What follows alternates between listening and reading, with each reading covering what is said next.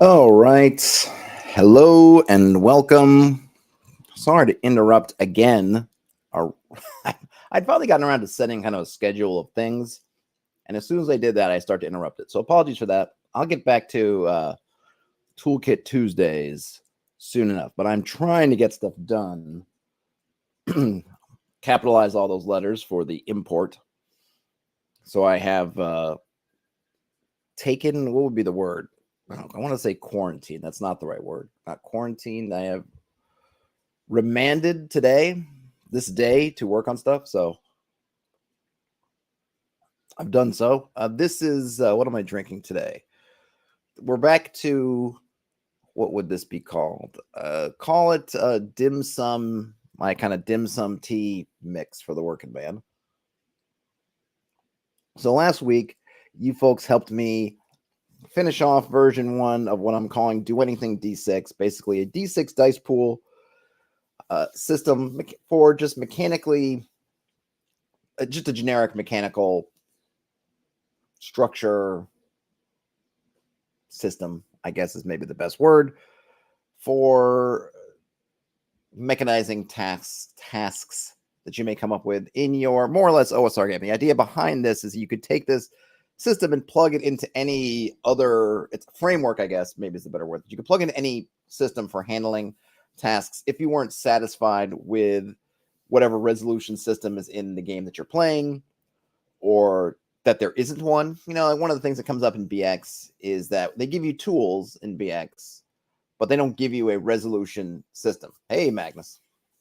They don't give you a true resolution system. They don't say, here's a task, here's what it means. They kind of, they give you sort of advice, which I don't think is necessarily as bad advice, but maybe not the most helpful, especially if you're new, which is kind of, well, if you think it's kind of something in 6, then roll something in 6. If you think it's this, then do this. If you think it's that, then do that. Hey, Heroes of Humber. Which is fine, and I think can stand you in good stead. And as you get more comfortable, then you'll just riff on those and think, oh, something comes up in the game. Okay, I'm going to roll 2 and 6. Roll 2 and 6 and see if you do it. Or roll under strength. Or I think there's a 14% chance, so roll percentile dice and you want to get less than 15, something like that. But not everybody wants to do that, and especially because one of the things I've been working on for my long overdue zine, and also that I want to leverage when I'm running my solo campaign, is a set of mechanics I can use because I want to be running more or less OD&D, some chainmail, and I wanted a resolution system that had some more structure to it than just kind of open-ended. Call it 1 and 6 and roll. So those were kind of, if you take a melange of all those motivations. That was a motivation for working for that, and we worked on it last week. And I pretty much, at least version 1 of that is pretty much it's done. I'm pretty happy with where that is in terms of a kind of a first version. The other part of that, it wasn't just for its own sake. It wasn't just to have the generic mechanics, because I always knew that I wanted to build on top of it a structure for wilderness adventuring, the kinds of tasks, the kinds of generic resolution of generic activities in the wilderness, which affects what I'm working on for my zine, which also affects what I'm going to be working on when I'm doing the solo play, because the solo play is going to be a lot of wilderness stuff. And I think it's also a little bit of I feel like a gap that isn't really there. So to put it in terms of, let's say, in BX, when you go to adventuring in the wilderness, and this would be the expert part of the set, because remember the beginning, the red basic box basically takes you through the basic box takes you through the dungeoneering part of adventuring. They leave it to the expert set to get into the wilderness hex crawly stuff. And I don't know if this is why, but it's, Keeping the Borderlands, for example, doesn't have a hex map. It's just squares, because you're sort of, that whole thing takes place basically within one hex. But then you go to Isle of Dread, and Isle of Dread is suddenly it's a hex crawl. So when you look at the hex crawl information that you only get a couple of things, right? You'll get, okay, here's the list of if you're getting lost, roll these numbers to see if the party's lost, and you, depending on which terrain you're in, it's a 1 in either a 1 in 6, 2 in 6. I don't think any of them has a 3 in 6. I just had it up. So would it be? I don't think anything is more than 3 in 6. Right? Am I right? Am I wrong? Oh, no. So yeah. So getting lost, grasslands are clear. It's a 1 in 6 chance. Woods, 2 in 6 chance. Swamp and jungles and desert are all 3 in 6 chance. And then mountains, hills, barren lands, and they have ocean in there. I'm not really concerned about ocean at this point. Are 2 in 6 chance. So you get that, which is great, right? All right, good. Is the party lost? Yes, you ask yourself that question. Well, you can roll that dice periodically to see if they are indeed lost. And then the other thing they give you is your encounter chance. Okay, so we've been traveling for a day. I need to roll for a wandering creature. I can roll a d6 again, and then depending on the terrain, if you're in the grasslands, it's a 1 in 6 chance. If you're in the woods, it's a 2 in 6 chance. Or actually, woods, river, barren, hills, skies, deserts, all 2 in 6 chance. If you're in the swamps, it's a 3 swamps, mountains, and jungles. It's a 3 in 6 chance. Also, great. Heroes and Homebrew says they feel like getting lost in the desert and getting lost in grassland should be the same. I guess. I mean, it really depends on what you see in your mind's eye when you think about the desert. I tend to think of Sahara type things, right? Rolling massive sand dunes and the whatnot. I'm talking in the deep, kind of deeper sandy part of the desert. But I know, it's intellectually, I know that most deserts are not sandy at all. Most deserts are kind of rocky, just kind of rocky, just a rocky wasteland, and not, I guess, what I think of romantically as a desert. But I think of there being lots of obstructions, lots of ups and downs, so that you don't have the kind of visibility. Whereas I think of the plains, I guess for me, I think of kind of the Midwest or anywhere that's really flat, where it's just flat. A lot of Texas, where it's just flat grass is kind of as far as the eye can see. And you can argue what that means for navigation.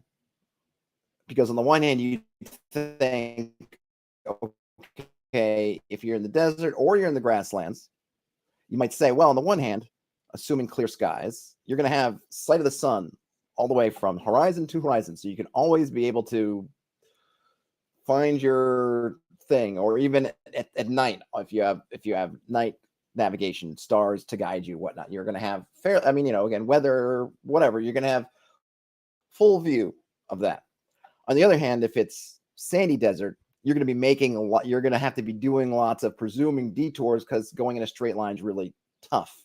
You don't want to go up and down all these different dunes. You're going to be wanting to skirt around them. And this could potentially be the case in a rocky desert also, if there's lots of plateaus and ravines and whatever shape it happens to take. If it's not just flat slabs of stone, then you might have the same issue where you'd like to go straight. I can see it's straight, but I'm going to be doing all the zigzag work. And then it's easier for me to be fallen off course. I may not be able to see the sun at times. It's kind of all depends. I think the other thing to keep in mind, and I probably should write this down somewhere to put in here, is I think there's the realistic in the sense of what it is in our real life. And there's also, I don't know whether to call it romantic realism or fictional realism, which would be how they feel in the game.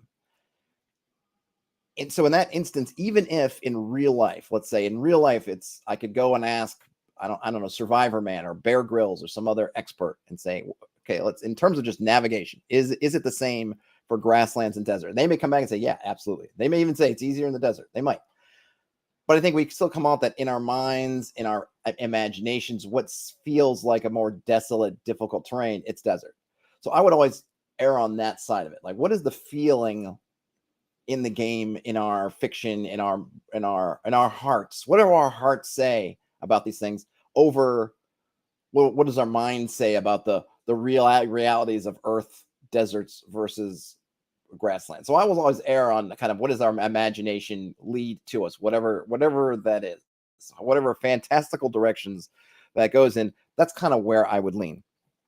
But ultimately, however that ends up, and you can set them yourself. I mean, and the other thing is, you don't have to go by what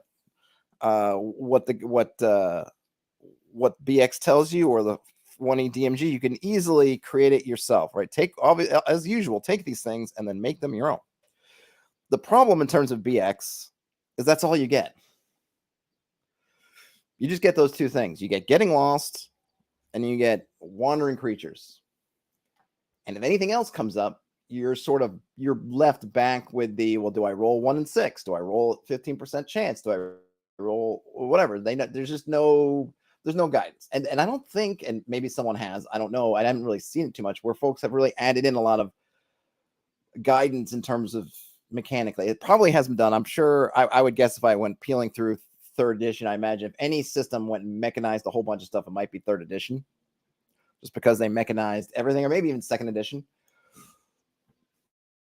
But I wanted to bring back some mechanics to these things, but not in a way that was super overly crunchy. I'm not trying to do a wilderness survival guide approach where I'm going to give you just oodles of complex tables and formulae that you have to use calculus and all this stuff to figure trigonometry to try to figure out. I want something pretty simple, but it's going to hopefully give a lot of bang for your buck, which means you're going to add a little bit, but I'm hoping that the stuff that it adds will actually be useful, and then it will give you a lot of stuff, which is easy ways to mechanize things. So when you're looking about when someone goes in a particular woods, so let's take an example, wood gathering, right? Oh, I want to go wood gathering. Okay. And if it's just your normal woods, some copse of trees on the edge of the village, whatever die you would roll for that, you roll. Now you're on the edge of Fangorn Forest and you're saying, I want to gather some wood. Regardless of whatever else may happen in Fangorn, I wanted to try to mechanically, well, how do I differentiate between, well, one, what would be the wood gathering role, and what would that mean, and what would the forest mean, right? Okay, so in my mind here, wood gathering, it's a supply. This is like a foraging, gathering. This is a resource supply issue to get, it could be anything, right? I'm using firewood, whatever things. So so we go, okay, well, maybe in a woods, I've got just a generic roll. Maybe I've decided in the woods it's a 2 in 6 chance of finding suitable wood. We could depend on what it is. Maybe you're saying, well, for firewood, is it pretty easy in a forest? Yeah, it depends on the forest, probably. But then maybe if it's wood for building something, sure, there's lots of logs and things on the ground, but they're rotted and whatever. We're just going to say that, it's like a 2 in 6 chance you're going to find some of that, and you can keep spending more exploration turns, whatever they may be, 3 or 4 hours to keep searching around. Great, fine. But I want to have a number. So one, I'd like to have a number. I'd like to be able to say, here's what I'm rolling against just generically for something that kind of activity. In our case, I'm going to say foraging or gathering, or I'll call it supplying myself in a terrain, in a habitat. What am I rolling? Just have a roll, and I can adjust it up and down as I need to for the context. But there's a roll, and then the next thing I want to do is I want to be able to differentiate between Fangorn Forest and a normal wood, but in kind of a mechanical way that I can sit there and maybe ahead of time I can come up with a way to say, okay, this is how Fangorn Forest is different mechanically from ye old copse of trees outside the village, but in a way that I feel like I'm true to the sense that I'm setting it up ahead of time. I'm not going to sit there and do it around the moment. Like, what does Fangorn mean to me in the moment? I can just write it up. And conceptually, what it ends up boiling down to is I kind of want to have a little bit of a stat block. Hey, Ian, I want to have kind of a stat block for your wilderness. So I started off with basically the hit die, essentially the analogous measure to hit dice for creatures, which I end up calling habitat dice, so I can keep calling it HD. So each piece of the wilderness, and I guess I'll be writing this in here because I've got this in here. Each wilderness area will have hit dice, or I call it habitat dice.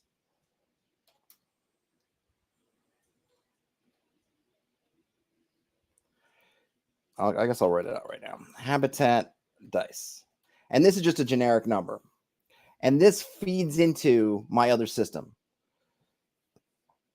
And how this would work is that if you needed, using my other system, a single success to do something. So if I said that gathering wood, just generically, right? Not even thinking about the place. So you know what, gathering wood, I just need one success. However many dice you're going to end up, I just need one success to gather wood. Okay.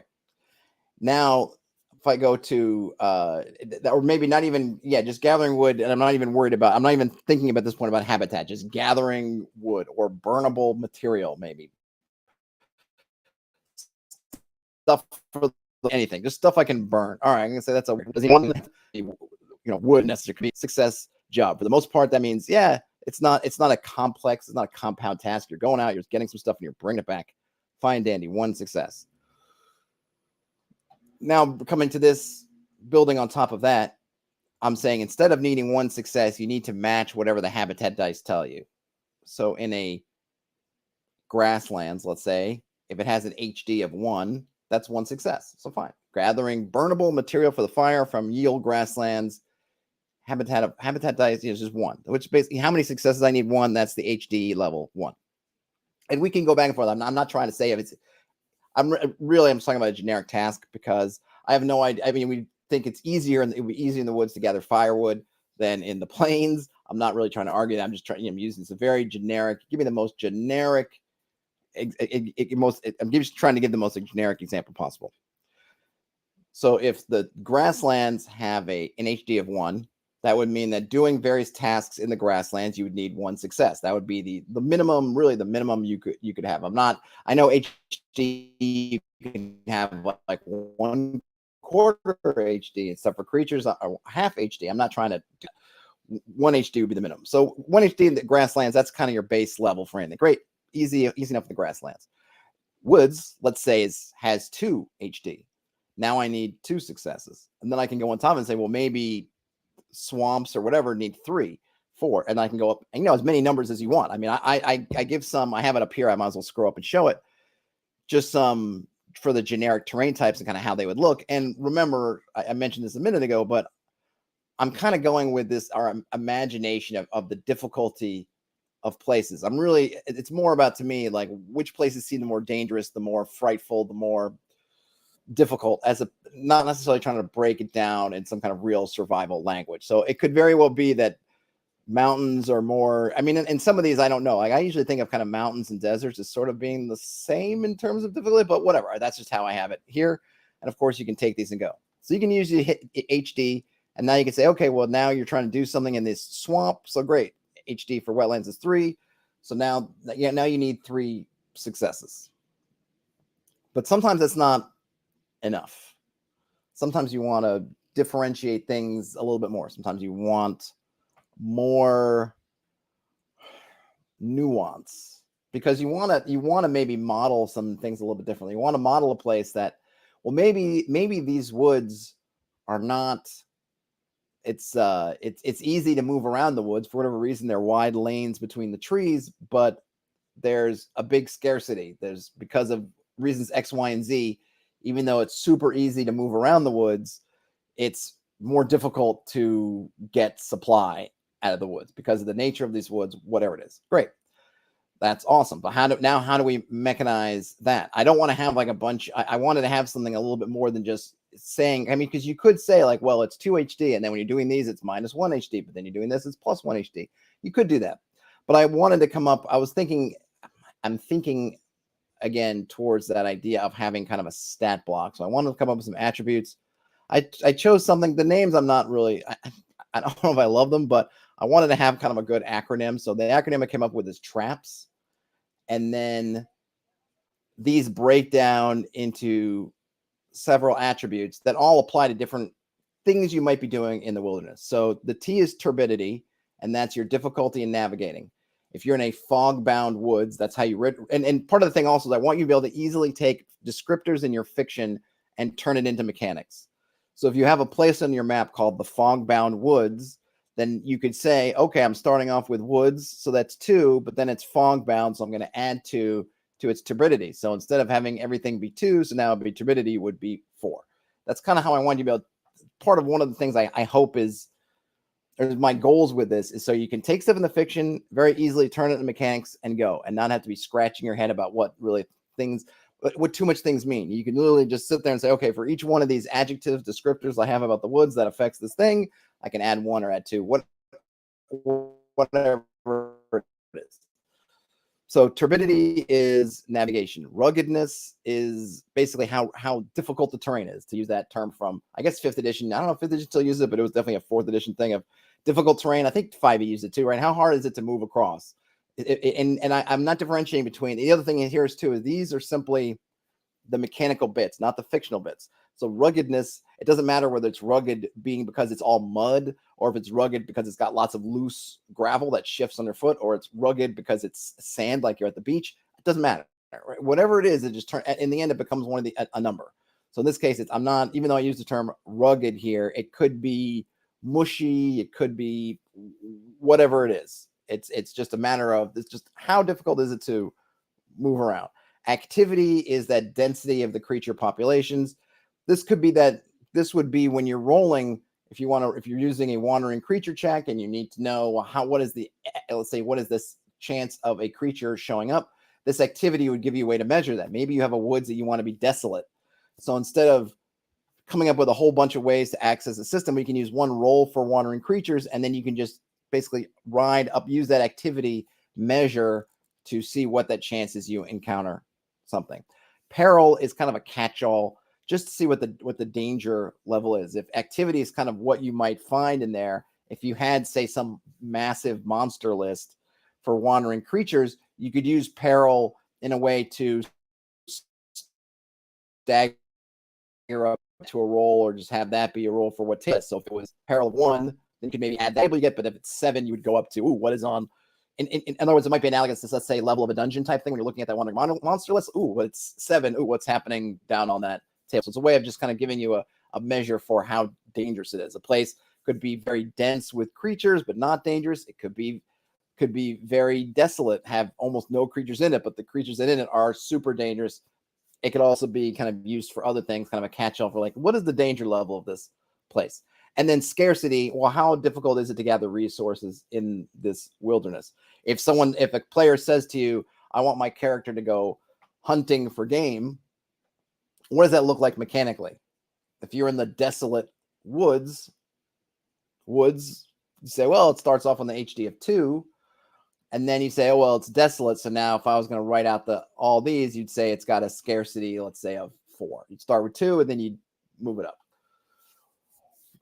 Heroes in the Homebrew asked, how would weather affect habitat dice? Could clear weather lower in HD and hearth weather raise it? Yeah, absolutely. You could have, and I'm going to go through that, but yeah, you can have all kinds of modifiers either to the HD itself or to these different attributes, so that you could have things like, well, in daylight, and it could be on we can have some generic ones for, hey, it's noon. This is going to be the noon, assuming, or let's just say clear skies is about the best you're going to get. So that's, maybe we'd say that's your 0 point. And then anything worse than that is going to be that's probably how I would do it. It's like everything's assuming at this point clear skies and sun. And then instead of having to be a mid, right, and then anything worse would affect it poorly, and then you just trigger back. So we would assume that this is all in, essentially, other than the terrain itself, kind of your perfect conditions. And then as conditions worsen, you can then start to add more onto it. Same thing with your day-night cycle. So clear skies, we're talking clear skies and noon. Basically the best you're going to get in the day. That's what we're at right now. But now it's dusk and visibility is getting worse. So now we take it forward a little bit. Oh, it's midnight, take it forward. Now it's midnight and raining, tick, tick.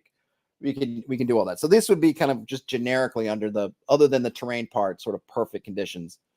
And then we can add modifiers if we want to modify it for weather. But yeah, the idea is that you can have these things, and like you're doing, like you would have with creature attributes.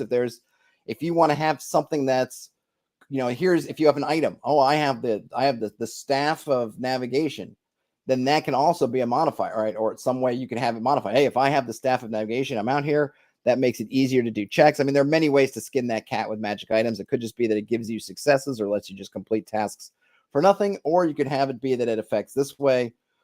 All kinds of things you could do, or certain creatures could have environmental effects that, let's say, wherever you could just make a generic rule. Hey, wherever dragons are lairing, it's going to change the surrounding, peril of the surrounding area up, whatever, or it changes the turbidity because it just makes it more amazing. Like if there's minotaurs, is there a minotaur here? Well, then anywhere the minotaur is, the turbidity is raised up because it's got that amazing effect. Just makes things wonky and to navigate around. So I'm hoping that these will, in addition to supplying mechanical means for you to easily take stuff from your fiction and mechanize it and then use it, that you could also use them for other things outside the system or have other things hook in. Now you can have creature effects. Now you can have magic effects. You can have class effects. And then it comes in to play around with that. But that is the concept. Let's see. Magna says, there comes a point where trying to get too specific just leads to hair splitting. I think things like swamp, marsh, fen ultimately are essentially the same in terms of gameplay. Yes, that's why I think I call it wetlands. I just use wetlands in here because I'm not really. I know people can go in and I know I like always remember and then forget and have to look up the difference between swamps and fens and things like that, or swamps and marsh. Has to do with like, wait, what? Swamps has trees, marsh is more grasslands. I don't remember exactly, and I could even be misremembering. But I think that in terms of the game, the differentiation mechanically doesn't matter so much, especially when we think in our imaginations with fog, the swamps and the fog and the various things. Like it doesn't, to me, yes, it does. Am I splitting hairs between whether it's technically a marsh or a swamp or a fen or something else? Yeah, it doesn't really. It's not really meaningful. And if you think there is something meaningful, then go ahead. Like this system is meant, take it and do what you want with it. If you want to break these down into 8 different sub-habitats and then have each one of those have some different modifier, man, go to. It's I'm gonna put this out there, and then it's gonna be for everyone else to take and do with what they will. I just wanted to have something that I felt like I could add in that wouldn't add. I'm hoping that this doesn't add a lot of prep. I mean, at least it's not heavy in terms of prep. I actually think it's helpful because if I can, and I'll just come down here so I can say, if I'm I want to have some different areas, right? I'm looking at my hex map and I want to have the haunted hills. Whoops, haunted hills. The haunted hills. I want to be able to do something like this. Yeah, it's got HD2, T4, R5, A1, P6, S4. Something like that. Not unlike what you would have, and I don't know if it's more readable. Not unlike what you would have in a monster stat block. And obviously I didn't really think too hard about these. And some of this does, I probably should up the, should probably be something more like, probably it's more like that. And I can add some tags, right? I can say, okay, it's fogbound, steep, chaos. Something like that. This is kind of where I ultimately want to get with this kind of system. But I can then have that in a either in my own notes or in some material that I'm publishing for other folks to use. But I can use a kind of shorthand with some kind of tags. I actually like alignment for the wilderness. I've been doing that more and more, and I really like it. So you can have some places like here, the unicorn's garden is lawful and it seems pretty. And then maybe it's even a little bit helpful to you if you're also, law or not evil or whatever, however you want to define it. But then you can have these other places like, no, this is chaos. It's coming after you kind of thing. It's like Karadras, it's the hills do not like you and they don't want you there. And you can even have something like this, right? So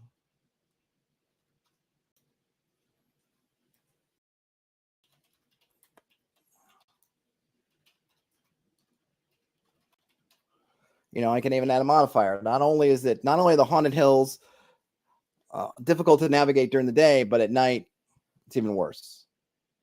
Assuming that, let's say, you can change that number, whatever it is.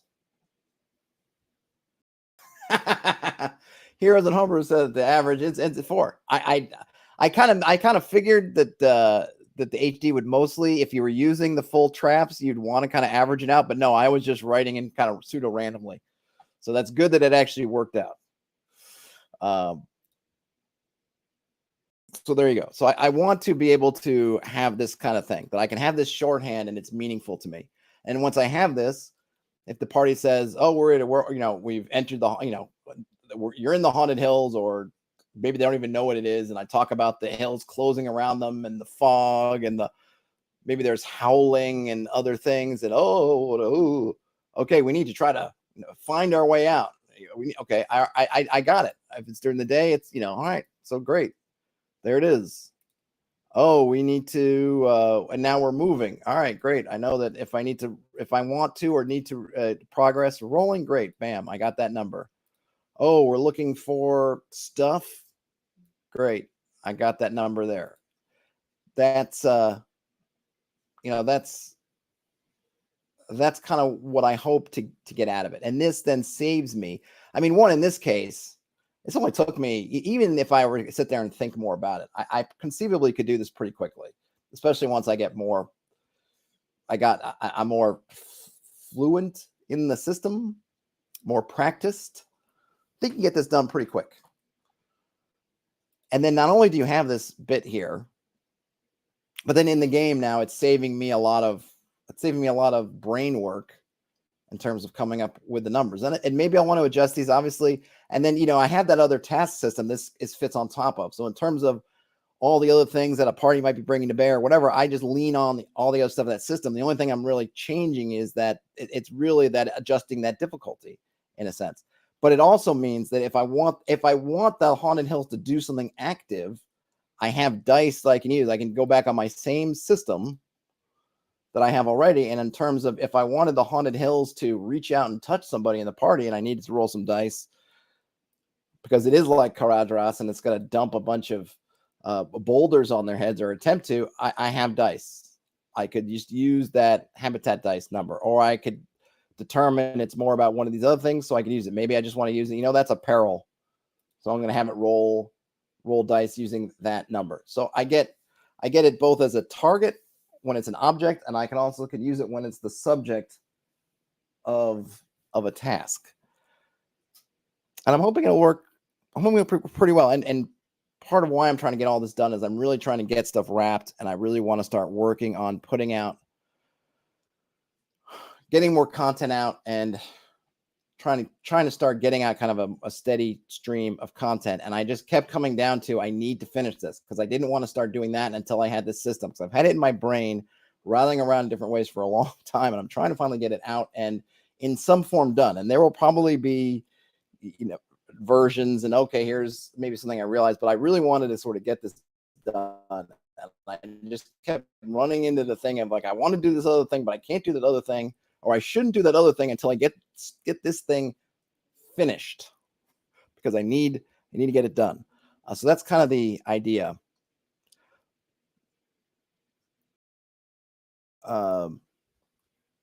Behind it. So I'll remove that for right now.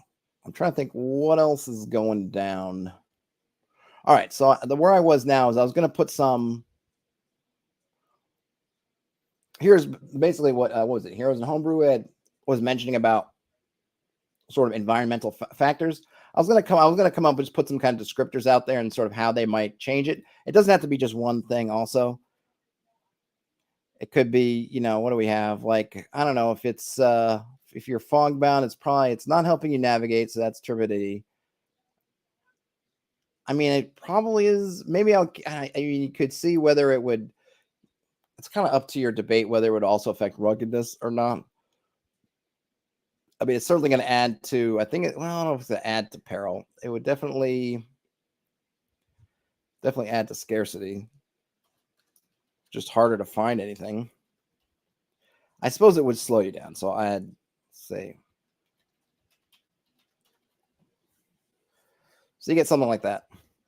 So you can set up all these tags, or whatever you want to call them, descriptors, tags, whatever, that translate, I'm hoping, to fairly easily into mechanics. And you could Yeah, here's what Homer's talking about. It add to peril for the impeding vision. Yeah, I'm trying to separate. I'm trying to put peril in terms of like the what is the level of danger. And I know I mean, and I guess I mean that in like the danger that's there, not that it happens more often, but how bad is it? So if you could fall down a ravine, that's the same like level of bad, whether you're fog bound or not. It's just that you can't see it so much. So that's where I'm having it being like the navigational elements. I mean, but you could think about it different ways. And I'm okay. And like I'm not trying to be like, here's the one true way of what it means. I'm just trying to, for the moment, I'm just thinking in terms of this, just to keep them kind of separate. The thing, the nature of the danger, maybe is the best way to put it. Like peril is like how lethal is the nature of the danger, not how often the danger might happen. Here's what Homer says, like rain would raise the peril of mountainous terrain. Yes. Though again, it's like, it's not that the danger is levels going up, it's your chances of, because of these other things, right? Because falling off the mountain is just as dangerous if it's raining or not raining, but your chances of falling off the mountain are greater if it's raining. So that would probably still be something like ruggedness, but just that now your ruggedness is higher, and if that ruggedness score being higher means there's more of a chance you mess up and then fall off the mountain, so to speak.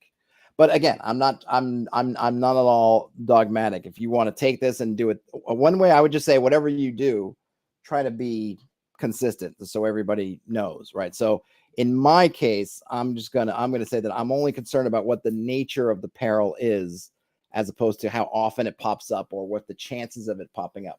Peril is more like, if I was going to roll on a monster encounter table, which level do I roll on? Or which, let's say, CR. Like, what's the CR? If it's 1, you'd say, oh, it's CR1. I'm rolling for, wolves and things like that. Oh, it's CR7. Suddenly I'm rolling for Ettins and ogres, right? The fact that it's raining doesn't really affect the chance that there's an Ettin there. It might affect things like, are we able to avoid the Ettin? Are we able to see the Ettin in time? So on and so forth. So that's how I have it positioned in my brain. But like I said, I can, you could use it however you want. Terrence wants to know if they can just have just a little peril. You can. It's wafer thin. The peril is wafer thin. Terrence, you're absolutely welcome to a little peril. Everybody should have a little peril in their life, just a little. And I don't know if part of me wonders, should I go through? Maybe I'll just have examples. I'm wondering how many different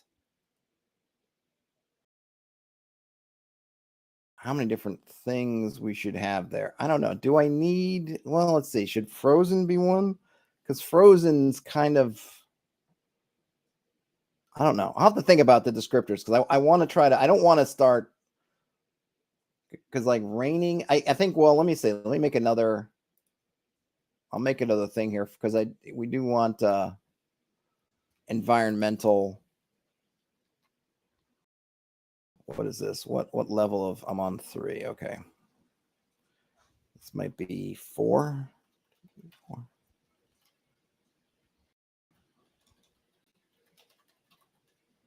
Environmental factors into traps modifiers. And we could have something. Hey, Frederick. Let's see. So this could be morning, evening, night. Let's see. Overcast, raining.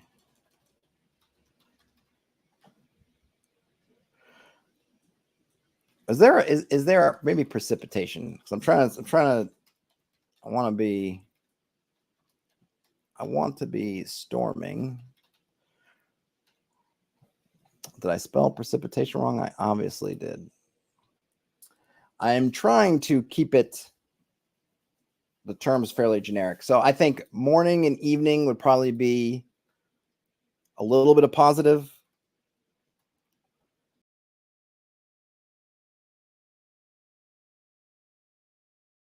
Though we can get into details. I know that depending on we could probably get more granular because I think that will be, well, let's see. I think it's really, it's visibility that would go up. I think people tend to think, I don't know if this works for everything, but certainly what hunters I always think of people, hunters and folks talking about how, and it certainly seems to be true with seeing wildlife, that often mornings and evenings are when things come out. Frederick says it's almost monsoon season here in Arizona. Is the rainy season in the summer? That's interesting. I always think of it being kind of in the fall in places. When I was in Houston, it seemed to be the fall was more just when the torrents started to come. But man, it's been so long since I've been gone. I have a hard time remembering now. Frederick, do you get those rainstorms where the storms, it just comes through and it seems like it's like the storm to end all storms, and then an hour later, it seems like you couldn't tell it rained at all?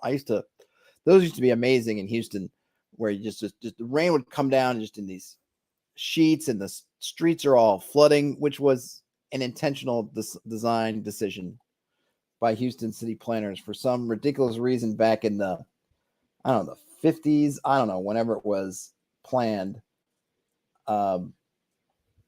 They decided in their infinite wisdom to use streets as drainage. So when it rains and you get these just horrifically heavy rains come through, just the streets flood like crazy. And I don't know if this is true in the newer subdivisions and areas, or if it's just in sort of the older school Houston. It may be different. I mean, I know if I was planning on a subdivision, I would not do that, given how reliant Houstonians are on the use of their automobiles and driving. But you'd see the streets just like tumults of water coming down. It would look like something out of hurricane coverage. And then the rain stops, and the rain's in an hour later, you look outside and it just looks, it's like, oh, did it rain? I don't even know. And an hour earlier, it looked like someone was gonna float an arc down the street. Terrence says all the seasons are wet seasons here in South Carolina. And this is one of those. Did I mention this? I think I might have mentioned it, but I'll mention it. My daughter has a Venus flytrap, and we've had it for a good while now. I think maybe we've had ours for a year. It's very small, and I can't say that it's thriving, but it's surviving, which I think is important.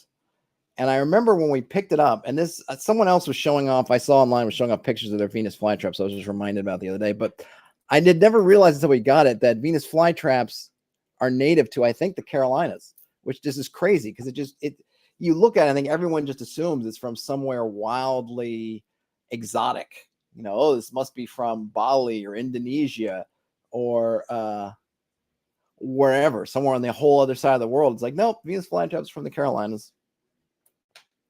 Fun fact. And they're really finicky critters, these Venus flytraps. They need distilled water, and apparently a lot of sun. The distilled water is tricky because you can, I don't know if it's what it is in tap water, but apparently tap water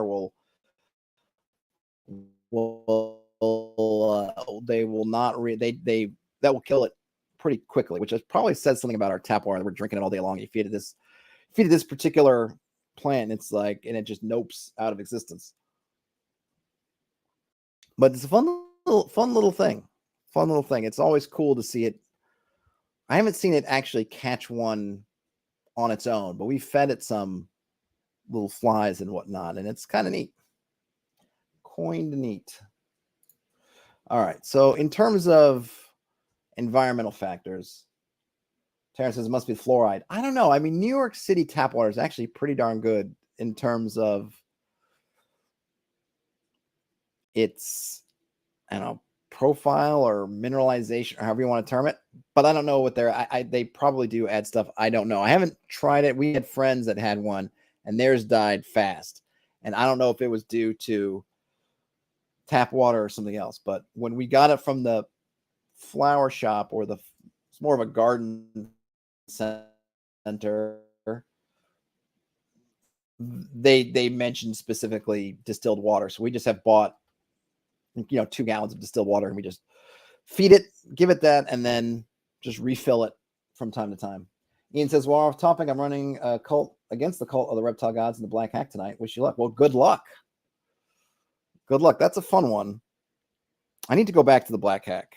And there's so many things. I haven't done that. What, like the black hack? What is it? That axe? Was it black sword hack? Black axe hack? Whichever that newer one is that people have been going on about. What is it? The ultimate hack. Someone pointed out that one to me. I've reached out to a few people who I got pinged about some stuff coming out.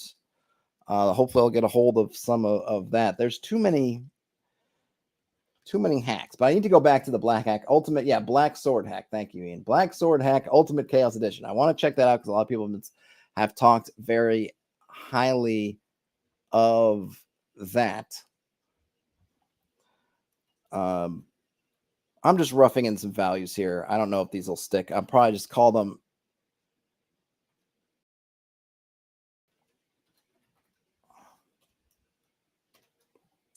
I'll probably just call them examples. The idea here is that you can really, just to what we were talking about earlier, in case you missed it, of just have modifiers for different environmental values. I'll probably want to put a set in there because I know that people like things that they can just go to, but it may not make sense to be granular like this, so then you can ignore them. And if you want to be more granular, then you can. Terrence says the black hack is such a fun system to use. It feels good to run and be a player in. Yeah, I haven't run it. I haven't run it or played in one. Actually, I read the rules. I've got I have the black hack. I don't know if I have this. Did I get a hold of the second edition yet? I don't think I did. I have the white hack too, but it's been ages since I've read that one. I know people like it a lot, and there've been some great. I mean, I think it is a testament to the system that so many hacks have been. Some of these, that kind of family tree of systems. And I guess, was it white hack? And I don't know if white hack. I don't even know if this black hack and white hack, are they related at all? I don't know. But just from the black hack, this family tree, it's like you think of in sports, they talk about those coaching trees where you have a coach that is not only measured by their own success, but by the success that their various underlings and proteges have gotten as they've gone from being part of that coach's team to then moving out on their own. So they'll talk about the Bill Walsh coaching tree, or maybe the Bill Belichick coaching tree, or the Andy Reid coaching tree kind of thing. Well, I think Black Hack's got a similar thing where it's got all these things that have been built on top of it. And they're really a lot of fantastic systems. And the fact that they're all built using the bones of the Black Hack is a testament to the greatness of the Black Hack itself. Okay, Frederick says that white hack is very different. Okay, I wasn't sure. I couldn't remember if there was some connection between the hacks. Yeah, I knew the Black Sword hack was derivative of the Black Hack. I haven't read Mecha Hack. Mecha Lecca Hack. Terrence is going to write the Whack Hack. How about the Hacky Sack? The Hacky Sack of hacks. Yeah, there's a lot. It really, I'm impressed you guys keep track of all of it, because I feel like I don't stay on top of things for a day and suddenly there's 8 other things coming out that people are talking about. I don't know where's everyone getting all this news of things disseminated from? Is it just following the various authors on social media who publicize stuff? Because really, I feel like often you guys make me feel like I'm super not in the loop. And granted, I'm probably not super in the loop, but I feel like at the same time I'm not that far in the loop. But then there's stuff like what was that last system that everyone was amazed about that I can't remember now, but am I going to review Skateboard? Gosh, there's a Skateboard. I don't know. I'll see what comes of it. And there's Pirate Borg. I have, let's see. Shadow Dark. Yes, Heroes are Homer. That was Shadow Dark. Thank you. That one snuck all on top. I was like, I had no idea what it was. And someone's like, it's Shadow Dark. It's Broken's Records. I'm like, who? What? Let me see. I think I'm just checking really quick, checking something here. Let's see. I got a login. All right, hold on. That's weird. You're weird, drive through. You let me log in, but then you let me see my library without being logged in, but then I couldn't do anything until I logged in. Okay. What did I? All right, so I have Pirate Borg waiting for me, but the review embargo is not till September 19th. So I got Pirate Borg, but I can't do too much with it until then. I don't think I have any other more Borg things, but that one's from Free League. I know some of these other ones are just kind of built on top of it.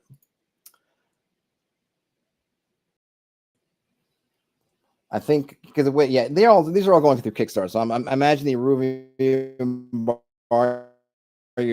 is kind of. I have to do. You know what I need to do is I need to set up a calendar to keep, because I feel like sometimes things slide off my radar because I see Pirate Borg. I go, oh, Pirate Borg. Oh yeah, September. And then by the time September comes, I totally have forgotten that Pirate Borg was the thing that I wanted to look at. I probably need to make some kind of calendar to track those things. I should be getting 2, 4, 5 Trioxin says they feel like Shadow Dark might be their go-to system. It seems like a cool system. I've only read the Quick Start. The Quick Start seemed super nice, super good, and just I think the only thing, it's not a negative about Shadow Dark at all.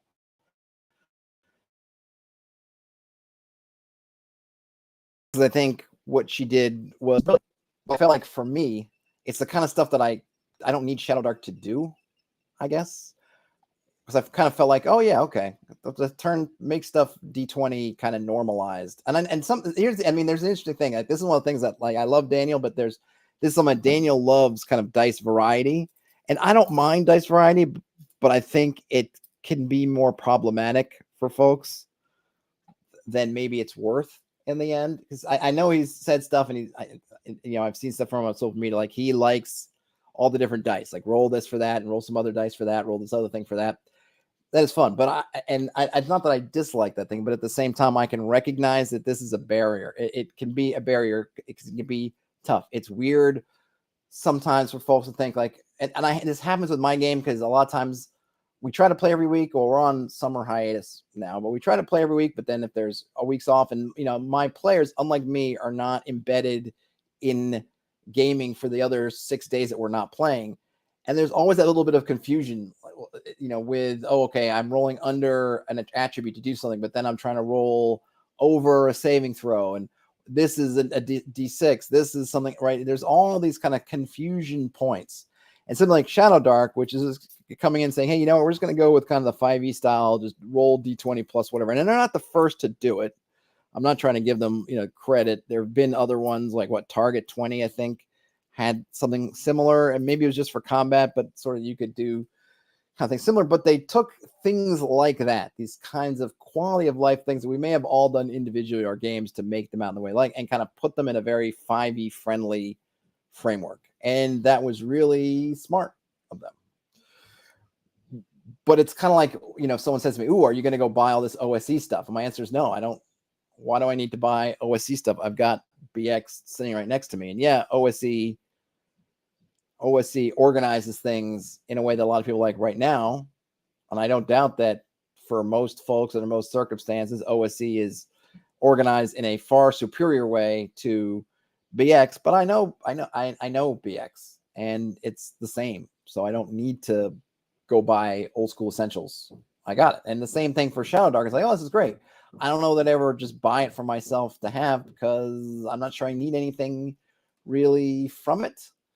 The stuff it does is more interesting than something I'm like, ooh, I got to switch systems to do, if that makes sense. Terrence calls it Gloomy Dark Age of Spook Shadows. Yeah, something like that. Frederick says there's a game called, I think I saw this, called Corp Borg The Office Crawl. I think I did see that. Oh, but I was going to say, I believe I have something for Twilight 2000 showing up tomorrow. It's what is it exactly? Oh, let's see. Can I recall? Hold on, I'm trying to find. I don't have my email up here. Let's see.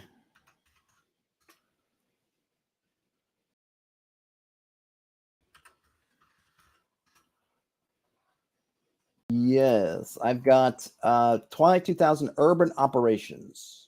Should be showing up tomorrow. So maybe I'll do like an unboxing, and look at that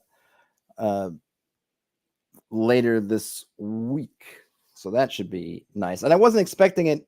I mean, the folks at Free League are just super nice. And I wasn't looking for anything. All of a sudden, I see in my inbox, hey, this is on its way. So, and I was like, what? I'm like, all right, cool. Hey, RPG Grandma. So they're super sweet, and their stuff always is amazingly put together. I don't know. I'm not sure what's in the box. That actually, it's weird. I couldn't find it on their website yet, but it's up on Amazon. So it looks like it's like a mini. I think it's similar to their Aliens. I got to go through all their Aliens stuff at some point too. That's another thing I owe everybody is Aliens, all the oodles of Alien stuff. But there's the Aliens expansions have these kind of boxes. They're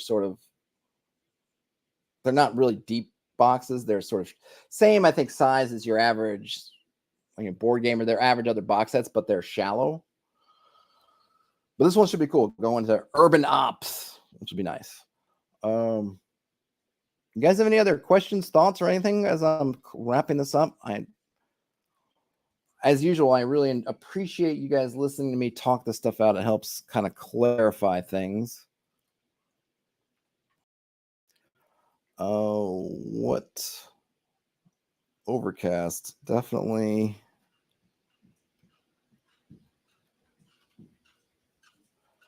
I'll have to think about these a little bit more. I don't want to be too hasty coming up with numbers. RPG Grandma says late again. Darn it. Sorry, RPG Grandma. When I can, I'm gonna at some point I'll be able to regularize my schedule where I can put stuff ahead of time and really give folks notice as to what I'm doing when, or more, or the times, as opposed to doing it like I did today, less than an hour before it's going live. I'm posting the stream information. So hopefully I'll get it to a point where people at least can anticipate with a bit more certainty what's happening. Here's a home that says Aliens was a lot of fun. It looks like a lot of fun, and I'm looking forward to doing it. And hopefully another thing I want to try to do at some point, I'm not saying this is happening anytime soon, but it's kind of an ultimate goal of mine, is to do some kind of one shots and kind of get some sort of streams on the channel so we can play a lot of this stuff. Because as much as I enjoy reading it and getting the inspiration from the artwork and stuff, I really would like to play some of these, or play some of them more. At this point, for me, it's like I got to wait until I get to a con. And right now, there are only a couple of cons that I attend. So it's I've got maybe 3 chances a year of playing one of these things. I've gone to PAX East a couple times. That's kind of on the sort of in the rotation. PAX Unplugged is in the rotation, and then ShireCon. And that's all I got right now. And they're all kind of convenient for me, so I can do it with minimal. I'm just not at a place in terms of the channel prominence to be able to secure everything to get to a lot of the other cons to play stuff. So I would love to do stuff on the channel and play them, but I need to, because that takes, it's more like I got to do that. I think I got to do it in the evenings to just people's availability to be able to do it. And then at the time, it's just a lot. And I need to get myself in order. I have not seen your chaos-based live chats, but I appreciate that. I've thought sometimes, and I have done it every once in a while, just gone live. Like, well, I didn't warn anybody. I'm just going live. I thought about actually doing that today, since I was going to be more or less working on stuff. Though I could just go live, but then I'm trying to do better. I'm trying to be better about that. I'm also trying to be better about Patreon stuff. I'm trying to be better about social media and all that. I'm trying to be better. Was it every day and every day and every way? I'm trying to be better. Montreal Comic Con is July 14 to 16. I don't think I'll be making it out this time, but I'll have to put that on my list. I gotta really get a lot of lead time for some of this stuff just to get myself on. Frederick asked if I seen the Old West Hex Crawler. I did see it, Ghosts of Sierra Verde, and I reached out to Savad's Sanctum, who I actually have talked to before. So there is the potential that, and I was going to look for my, is that my phone? That is my phone. There is a potential I might get a hold of that one.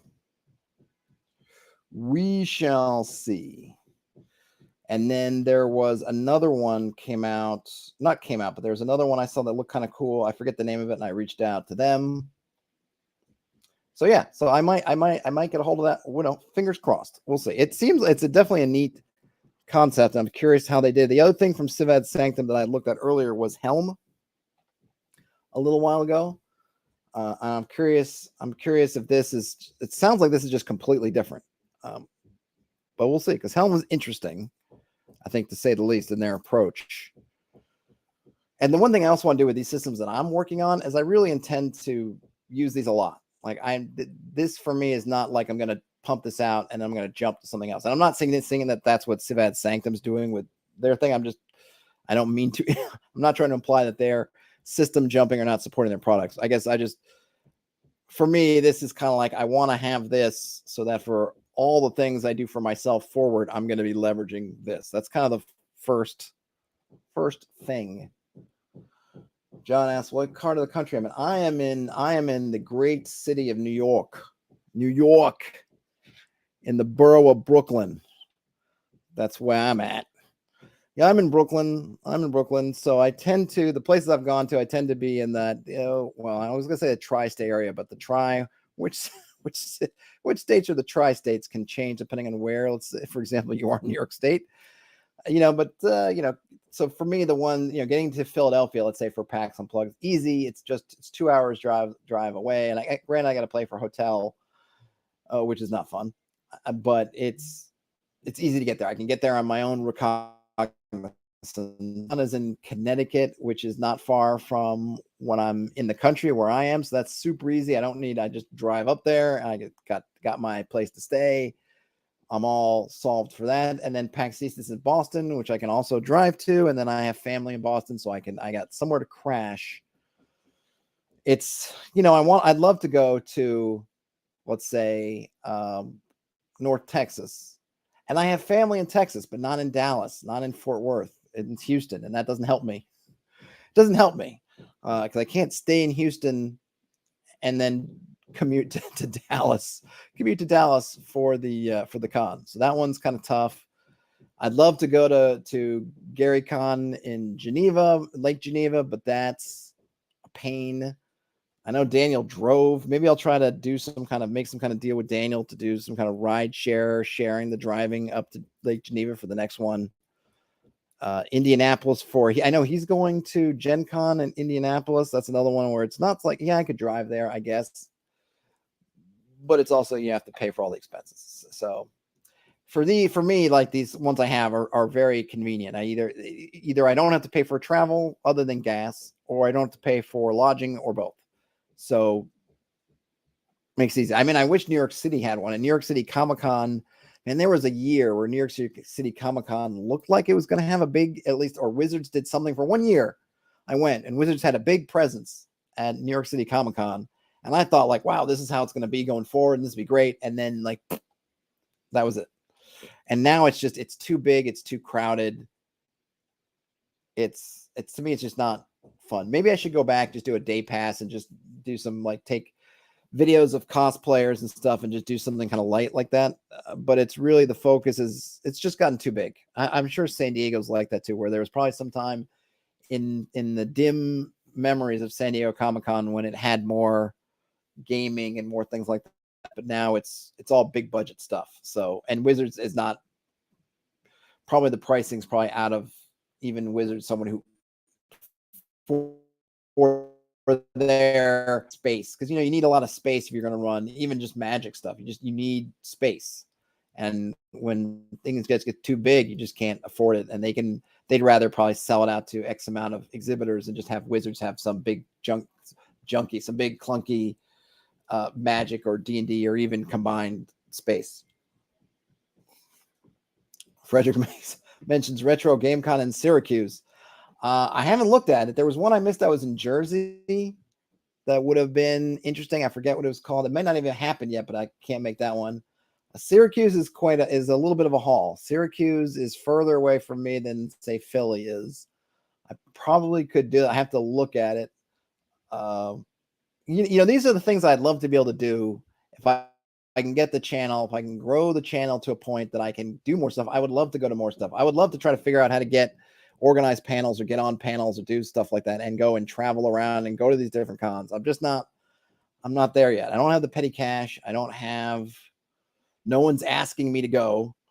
So I don't have like, oh, I'm part of a talk or anything. So I need to do stuff for it to make it something. But these couple of cons are sort of more or less in my backyard.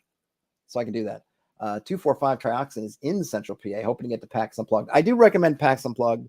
It's a lot of fun. Lots of games you could play. Board games, which I also love. Tons of board games. Tons of tabletop role-playing games. The setup, I don't love the way they do their games because at least what they had last time, and PAX East was like this too, and maybe it's just the way they do it. Some folks have their games organized electronically. There's a couple of groups that run games where you go and you log into either they have their own app or you can do it through the PAX app, or the PAX app will like launch an external website, whatever. You can do it electronically. Okay, that's one thing to do it. But then you have other games that are running at PAX, which you have to do it. Yeah, it's old school. You got to stand in a line and you go to a sign up sheets and you do that. And it's a little bit clunky. And obviously it means that you might spend a good deal of time in line and then not necessarily get into the game you want, but you've already invested the time. It's just clunky. I wish that they would do something different, but I know that it's not really necessarily on them. There are groups and organizations that are running these games. And of course, asking them to have all kinds of cool automated processes is easier said than done. They don't necessarily have people to make all that, do all the engineering or whatever stuff to make it happen. But would be a little bit helpful. But bottom line is you're going to be able to get into lots of games. It's all tabletop at PAX Unplugged. And it was really awesome when I was staying in the hotel and you'd see people in the mornings or in the evenings just in the lobby playing games and doing stuff, just getting their gang together, just pulling their game out that they just bought that day and sitting down and playing. It's a great atmosphere. And I love that it's just tabletop focused, which is awesome. So I would definitely say make a go of it. I'm fairly certain I'll be able to get a pass for PAX.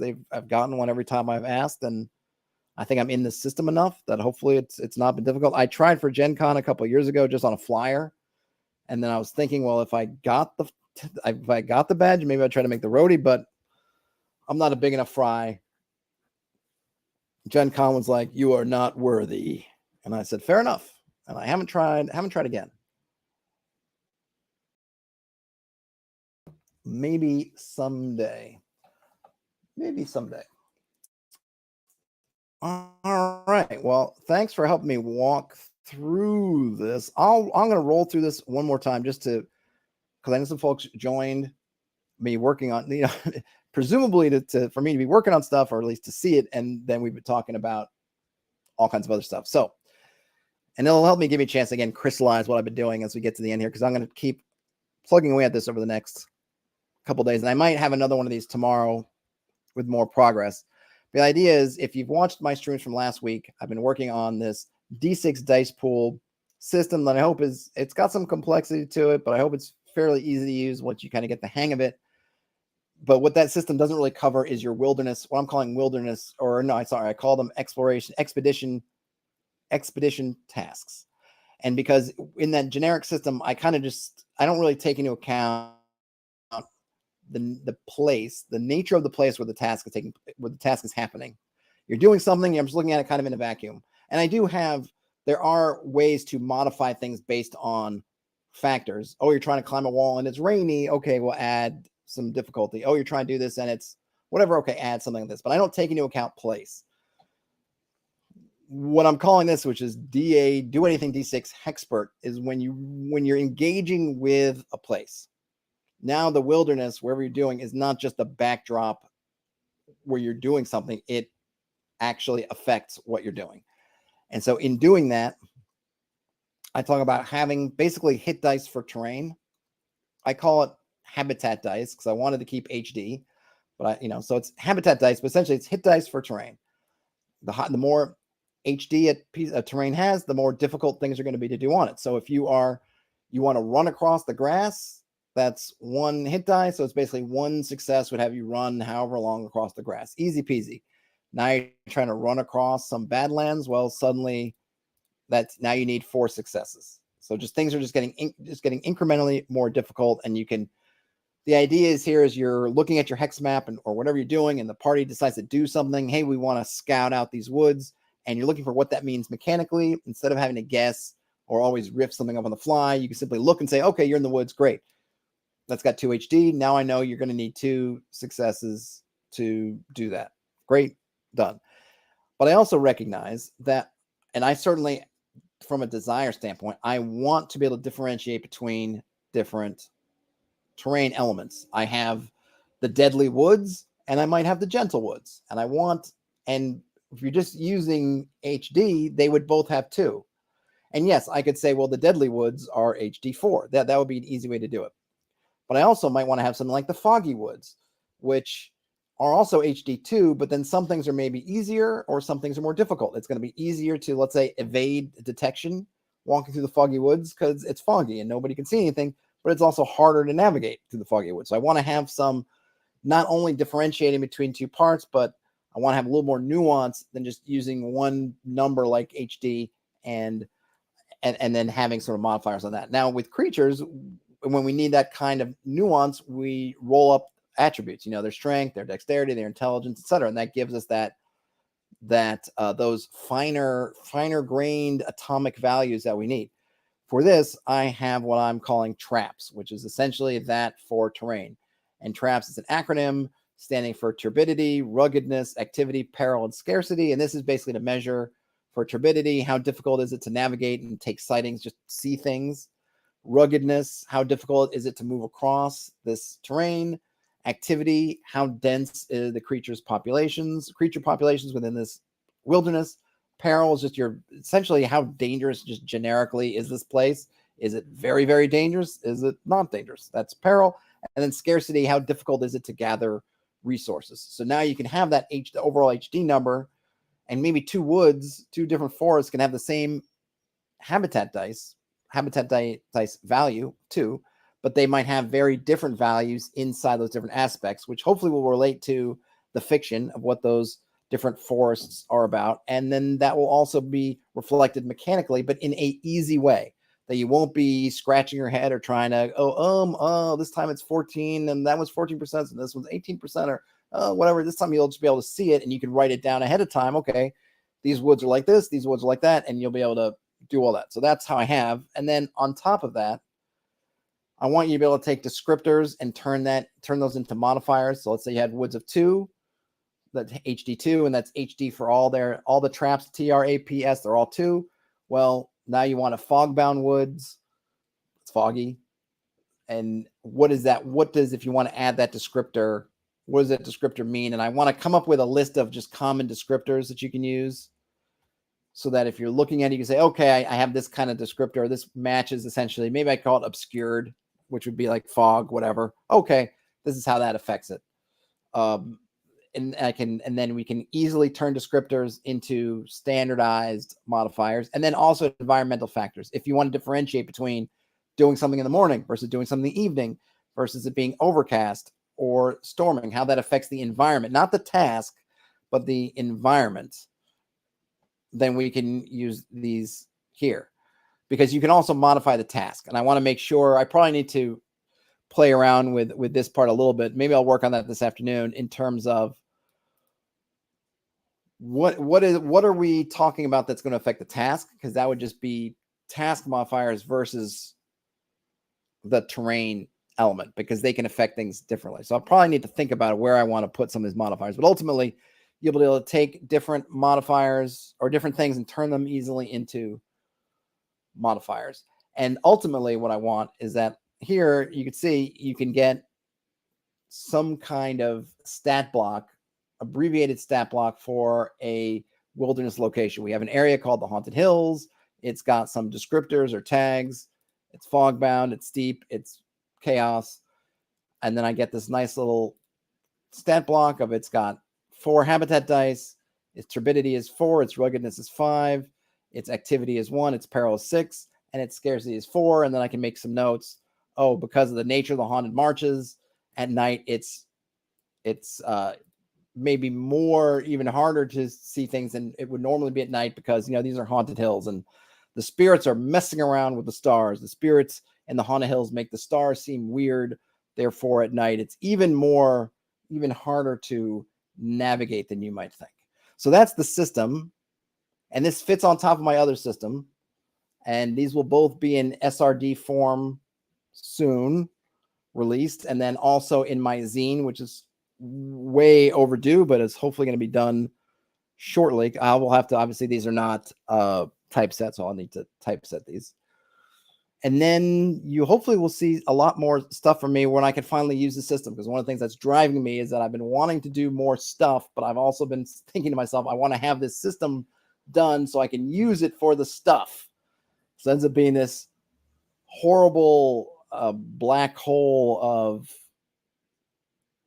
I need to get this done. I need to get this done before I can do that done. And then I'm just going around and around. So hopefully this will all clear a blockage in my brain. It's also be useful to folks. I hope. But that's that. I am done for now for this. I will keep working. Probably be back tomorrow because I want this stuff finished in some form before I start the solo hex crawl. So probably in lieu of the solo game tomorrow for Wednesday, it'll be more of this, and hopefully I'll be able to share more, maybe be done, because I already have the basic system, and this is just going to sit on top of that system. So yeah, we'll see. We will see. RPG Grandma says, have a great day. You too, RPG Grandma. If you give a thumbs up on your way out, everybody, that would be awesome. If you found yourself in this and you're not subscribed to the channel, you feel like subscribing, that would also be awesome. But basically, most important thing is have a great rest of your day, night, whenever you end up watching or listening to this. Game on, everybody. And I will talk to you later. Bye now.